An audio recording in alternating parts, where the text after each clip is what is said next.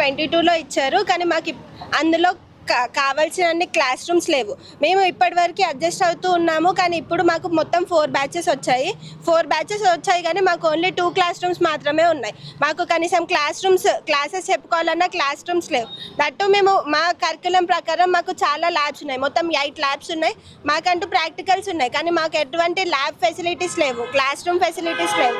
మాకు మొన్నటి వరకు థియరీ ఎగ్జామ్స్ అయ్యాయి, యూనివర్సిటీ ఎగ్జామ్స్. అప్పుడు కూడా మేము అడ్జస్ట్ అవుతూ బయట కారిడార్లో ఉండి థియరీ ఎగ్జామ్స్ కంప్లీట్ చేసుకున్నాం. కానీ మాకు ఎల్లుండి మండే నుంచి ప్రాక్టికల్ ఎగ్జామ్స్ ఉన్నాయి, యూనివర్సిటీ ప్రాక్టికల్. మాకు కనీసం ప్రాక్టికల్ ఎగ్జామ్స్కి ల్యాబ్ అడ్జస్ట్ చేసుకోవాలన్న 4 బ్యాచెస్కి మాకు ఎటువంటి ఫెసిలిటీస్ లేవు. కలెక్టర్ సార్కి చాలాసార్లు వచ్చి మేము కంప్లైంట్ ఇచ్చాము, సార్ మాకు కాలేజ్ కావాలి, మాకు బిల్డింగ్ కావాలి. సార్ నుండి మాకు ఎటువంటి రెస్పాన్స్ లేదు.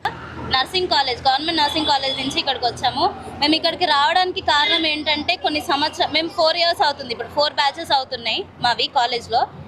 మేము 3 ఇయర్స్ నుంచి కలెక్టర్ సార్ దగ్గరకు వచ్చి మా ప్రాబ్లమ్స్ చెప్తున్నాం. మాకు కాలేజ్ లేదు సరిగ్గా, మాకు బిల్డింగ్ లేదు కాలేజ్కి, మాకు ఫెసిలిటీస్ సరిగ్గా లేవు, క్లాస్ రూమ్స్ లేవు.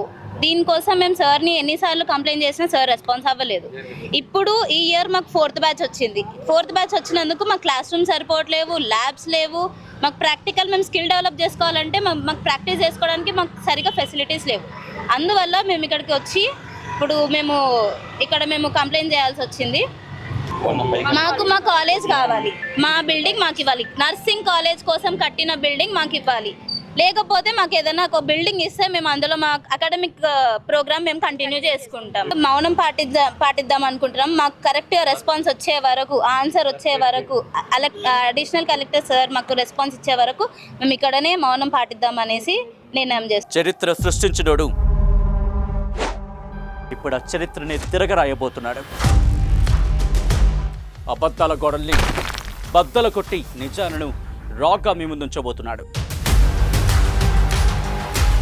నిజమైన వార్తల కోసం వెంటనే డౌన్లోడ్ చేసుకోండి రా యాప్ని.